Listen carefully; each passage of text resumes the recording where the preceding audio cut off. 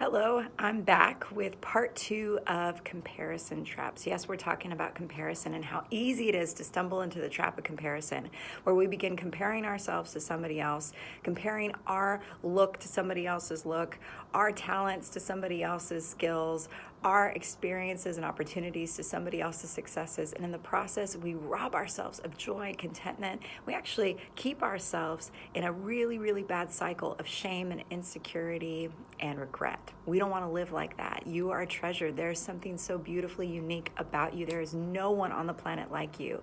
And the sooner that you can embrace who you are and celebrate who you are, then you can actually have the space and the capacity and the eyes to celebrate those around you and truly make the great impact that you were meant to make. You know, the Bible actually talks about comparison, and we talked about this last week, but I want us to read this verse one more time. I'm going to read it to you so that it could frame our thinking as we talk about the next two comparison traps that are so easy for us to stumble into, that I hope today we wake up to so that we can be free of those traps and truly embrace who we are. 2 Corinthians chapter 10 says this is Paul speaking. He says, "We do not dare to classify or compare ourselves with some who commend themselves. When they measure themselves by themselves and compare themselves with themselves, they are not wise." Well, we want to be wise. So last week we talked about the comparison trap of celebrating our comparison of our low moment with somebody else's high moment, and how that can keep us truly stuck and frustrated when we could be pushing through and believing for breakthrough in our life. The second comparison trap we talked about was comparing our reflection, our look, to someone else's filtered post, and how absurd that actually is. And we talked about what it really looks like for us to embrace the beauty that we are and to give ourselves a heart check where needed, so that we don't continue in bad habits and dysfunction that are tearing us down when we look at magazines or social media posts or look at billboards or the news, right? Well, today we're going to talk about two other comparison traps. The next comparison trap we're going to talk about is comparing our talent to somebody else's. Ooh, yes, the moments when you compare your skill set and your strengths to somebody else's and wish you had a gift or a talent that that person has. For the longest time as a kid, I wanted to sing beautifully. Like, I really did. I wanted it, you know.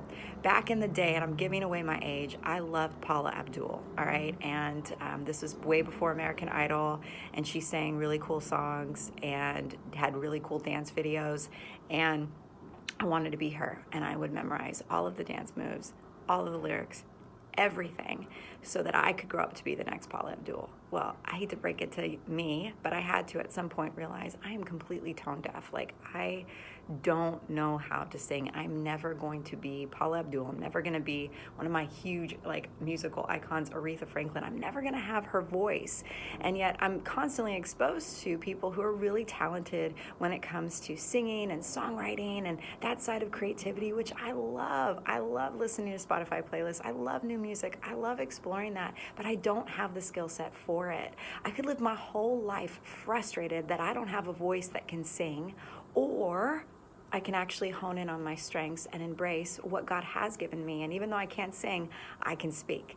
And it would be such a disservice to me and to those around me if I didn't actually continue to develop the gifts that God has given me and use them to make an impact. I promise you, you have something unique to give. You have many gifts and many talents and many skills. So here's how to break that comparison trap. If you find yourself right now saying, yeah, I'm in the workplace and I'm wishing I had that skill set that my coworker has, or I look up to these people and I see what they can do and I can't do that, or that's just not my personality. I wish I was more extroverted but introverted, whatever it might be. Here's how we can break this trap. All right. I want you to develop your strengths.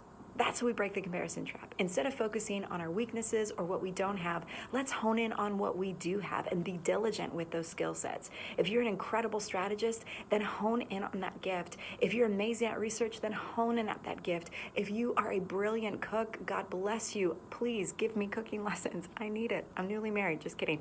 But whatever it is, hone in on your gifts. That's one way that you can celebrate your gifts, but also be faithful with what has been given to you, because it does a disservice to you and the world if you don't maximize your gifts to make a difference. Okay. The final comparison trap we're going to talk about is comparing our hidden moments to someone else's notorious moments, okay? where we see fame and celebrity all around us. We can look at our moment where we're in a job that we don't necessarily love, or we're in a tough spot in our marriage, or we're in transition and everything kind of feels unstable, and some things in our life that we wish were being noticed more are going unnoticed. And then we see the person who has 2.3 million followers, or we look at the celebrities and we look at the opportunities and we see these things and we go, wow, that is success. And I'm not being successful over here because nobody sees me, but if I could be more seen, I would have more opportunity. And that truly is the measure of success in our world. But it's not the measure of success when it comes to truly making an impact. It's certainly not the measure of success when it comes to God's eyes and his call to make an impact. It doesn't matter how famous we are. It matters what kind of legacy we are leaving. So here's how we break that cycle of comparison. If that's you right now and you're saying, yeah, I feel like my life is hidden right now, that I'm doing the work, I'm working hard, I'm doing my best, I'm trying, but it's going completely unnoticed. I want to encourage you with a couple things that are going to break that comparison trap that you might find yourself in when you look at those who are more famous or celebrated around you. First thing is to know, beyond a shadow of doubt, that God sees you. He sees you. Maybe other people don't see you, but I want to assure you, he sees you. He sees your work. He sees the struggle. He sees the faithfulness. He sees what you're crying out for and believing for in the midst of where you are in the ambiguous seasons. He sees you. And this is where you can experience true breakthroughs, not only knowing that he sees you, but that he actually wants to develop something within you that will prepare you for other seasons. If you can understand that there's a why behind the season of being hidden, then you're not going to be comparing yourself to other people anymore. Friends, if God has you in something that feels ambiguous or hidden, this is an opportunity for him to develop his character within you. I know that doesn't sound fun. That's not what we want to hear all the time when we're in it, but those truly become transformation type experiences, transformative in our lives, those seasons of being hidden. So I want to encourage you, if that's how you feel right now, don't compare your hidden moment to somebody else's public celebrated moment. Don't actually even pursue the public celebrated. Just pursue faithfulness right where you are. Pursue making a difference over gaining fame. I promise you, that is the true secret to living a fulfilled and successful life, not by society standards per se, but certainly by God's. I hope this was helpful for you. I hope this was encouraging for you. Hey, leave comments. Let me know what comparison trap you are breaking over your life and what you're actively doing to embrace your uniqueness, embrace your season, embrace your beauty, and fully embrace Jesus as he leads you. All right, talk to you soon.